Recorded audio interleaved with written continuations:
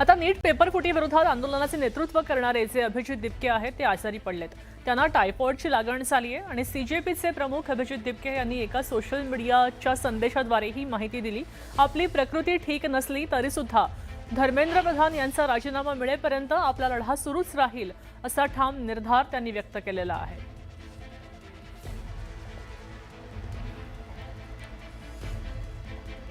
नीट परीक्षेमधल्या पेपरफुटी प्रकरणी आता शिक्षण मंत्री धर्मेंद्र प्रधान यांच्या राजीनाम्यासाठी सामाजिक कार्यकर्ते सोनम वांगचुक यांनी उपोषण सुरू केलं होतं। मात्र तब्बल 26 दिवसांनंतर त्यांनी उपोषण सोडल्याचं पाहायला मिळालं। त्यामुळे त्यांच्यावर सरकारसोबत डील झाली असे आरोप केले।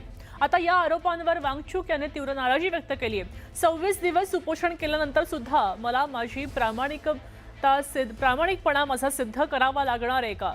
जर मला सरकारसोबत डीलच करायचं असतं तर मी 26 दिवस उपाशी का राहिलो असतो असा प्रश्न त्यांनी उपस्थित केला। केंद्रीय मंत्री जे.पी. नड्डा यांची गुरुवारी मध्यरात्री भेट घेतली आणि त्यानंतर सामाजिक कार्यकर्ते सोनम वांगचुक यांनी आपले 26 दिवसांचं उपोषण मागे घेतलं। मात्र उपोषण सोडल्यानंतर त्यांच्यावर सरकारसोबत डील केली असे आरोप केले जात आहेत। भाइयों और बहनों के छात्रों के लिए 26 दिन भूखा रहने के बाद, जिसमें कि मेरे 11 किलो शरीर खत्म हो चुका है, मसल्स चले गए हैं, ऑर्गन और दिमाग पर इरिवर्सिबल डैमेज लगभग होने के कागार पर पहुंचा है, और वो भी लद्दाख की कड़कती ठंड से दिल्ली की तपती धूप में बैठकर ये सब करने के बाद क्या मुझे किसी से कैरेक्टर सर्टिफिकेट लेनी होगी कि मेरा अनशन कितना पवित्र था? मैंने तोड़ा तो किसके हाथों तोड़ा, उसके हाथों क्यों तोड़ा, इसके हाथों क्यों नहीं तोड़ा, क्या डील हुआ, क्या सौदा हुआ, ये सब मुझे जवाब देना होगा। सुबह से मुझे बहुत से लोग फोन करके या पोस्ट दिखाकर कह रहे हैं कि आप पर बहुत सवाल उठाए जा रहे हैं, आपने इनसे क्यों अनशन तोड़वाया, केंद्रीय मंत्रियों से तोड़वाया, किसी और से क्यों नहीं तोड़वाया, क्या डील हुआ है, सौदा हुआ है, ये सब मुझे जवाब देना होगा। अगर सौदा करना होता, डील करना होता तो क्या 26 दिन भूखे रहना पड़ता है? कितनों ने डील किए हैं, आपने देखा होगा। क्या वो इस तरह से डील करते हैं? क्या मैं आलीशान एयर कंडीशन कमरे में बैठ के डील सौदा नहीं कर सकता था? मुझे यहाँ दिल्ली की गर्मी में बाहर रोड साइड पर बैठकर डील करना पड़ता। सोडल्यानंतर त्यांच्यावरती सोशल मीडियाच्या माध्यमातून टीका झाली, त्यानंतर ते नाराज झाले।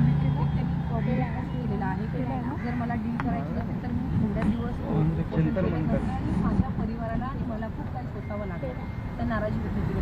आता कल्पना नाही की अनेक ठिकाणून वेगवेगळ्या गोष्टींच्या बातम्या येत असतात, पण आत्ताची आमची जी इथली भूमिका आहे ती त्या विद्यार्थ्यांच्या बरोबर आमचा पक्ष आणि आम्ही पूर्ण ताकदीने उभे आहोत, आणि उद्याचा मोर्चा यशस्वी कसा होईल त्याबद्दल आत्ता आमची चर्चा झाली, आणि आत्ता त्यापुरतंच मी सांगू शकतो की त्या मोर्चाच्या तयारीसाठी आता आम्ही इथून चाललेलो आहोत। कारवाई संदर्भात काही भाष्य करत नाही, म्हणूनच ह्या तरुणाईचं समाधान झालेलं नाहीये एवढं मी सांगू शकतो। त्यांनी व्हिडिओ पोस्ट केलेत, पण यांची जी प्रमुख मागणी आहे ती अजून मान्य न झाल्यामुळे त्यांच्यामध्ये ते बघितल्यानंतर किंवा ज्या काही कारवाई झाल्या त्याच्यानंतर ते समाधानी नाहीये तेवढं मी सांगू शकतो। तिरंगा मोर्चामध्ये पालकांशी देखील संवाद साधावा असं देखील सूचना देण्यात आल्या, कारण की ह्यामध्ये विद्यार्थीसह पालक देखील शामिल आहेत। स्वाभाविक आहे, कारण सगळ्यांना दिल्लीच्या ज्या काही घटनाक्रम तो झाला आणि जे सगळ्यांनी बघितलं टीव्हीवरती आणि त्या इन्स्टावर असेल किंवा काय, ते बघून बऱ्याच पालकांना काळजी वाटते आपल्या पाल्यांची की उद्या हे शिकतायत, यांच्या बाबतीत जर असं घडलं तर काय। त्यामुळे ते प्रचंड चिंताक्रांत आहेत आणि त्यांना ते अजिबात आवडलेलं नाही आहे। त्यामुळे तेही उद्या मोठ्या संख्येने या मोर्चामध्ये निषेध नोंदवण्यासाठी सामील होतील। तिरंगा मार्च ज्या प्रकारे यशस्वी झाला, मोठी तरुणाई जमा झाली, प्रचंड गर्दी झाली होती, उत्साह होता तरुणाईमध्ये, राजसाहेबांची काय प्रतिक्रिया होती? अर्थातच चांगली प्रतिक्रिया होती, पण तरीसुद्धा अजूनही सरकार ज्या त्यांच्या मागण्या आहेत त्या अजून मान्य करत नाहीये, हे दुर्दैवी आहे। संदीपजी, तुम्ही एक ट्विट केलंय।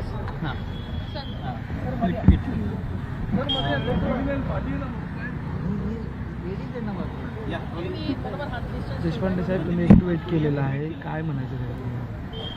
ट्विटमध्ये मी म्हटलंय, मला म्हणायचं होतं की रोज अर्ध्या रात्री उठून व्हर्टिकल व्हिडिओ टाकून जी नाटकं चालू आहेत की या नाटकांचा काही उपयोग होणार नाही. ही नाटकं बस करा आता. तुमची नाटकंही बघितलीत आणि तुमच्या नाटकातले व्हिडिओ पण बघितलेत. आता लोकांना त्याचा कंटाळा आलाय. आम्हाला हवाय आता फक्त धर्मेंद्र प्रधानचा राजीनामा. रोज म्हणायचे धर्माला वाचवा, धर्माला वाचवा, आता धर्मेंद्रला वाचवा म्हणतायत. मला तर वाटतं हे आता बंद करावं. लोक प्रधानांच्या राजीनाम्याशिवाय ऐकणार नाहीत आणि जास्ती उशीर केला तर प्रधानांवरनं पंतप्रधानांवर जायला कमी करणार नाही. आधी बघितलं अभिजित दिपके हे आजारी पडले तरी आंदोलन त्या ठिकाणी सुरू आहे, उपचार घेतलं जात नाही असं देखील म्हटलं. नाही, मला असं वाटतं त्यांनी उपचार घेतले पाहिजेत. शेवट त्यांच्या तब्येतीची काळजी सगळ्यांनाच आहे आणि त्यांनी त्यांच्या तब्येतीची काळजी घेतली पाहिजे. संदीप, तुम्हाला असं वाटतं का काही उद्याच्या मोर्चाला गालबोट लावण्याचा प्रयत्न काही नाही, आमची टीम आहे. जसं मगाशी सरदेसाई साहेबांनी सांगितलं, आम्ही आमची एक टीम केली आहे आणि ती टीम आम्ही सकाळी पोलिसांच्या बरोबर कॉर्डिनेशन पण करणार आहे.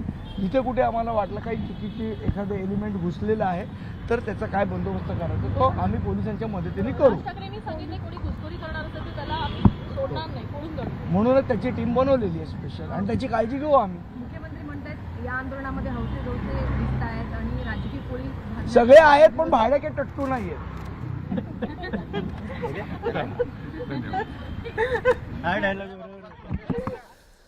तर मनसेच्या बैठकीनंतर संदीप देशपांडे आणि नितीन सरदेसाई यांनी माध्यमांना प्रतिक्रिया दिलेली आपण ऐकलेली आहे. त्याच वेळेला त्यांनी टीका देखील पंतप्रधान नरेंद्र मोदी यांच्यावर केली, तसंच मुख्यमंत्र्यांवर देखील केली आहे.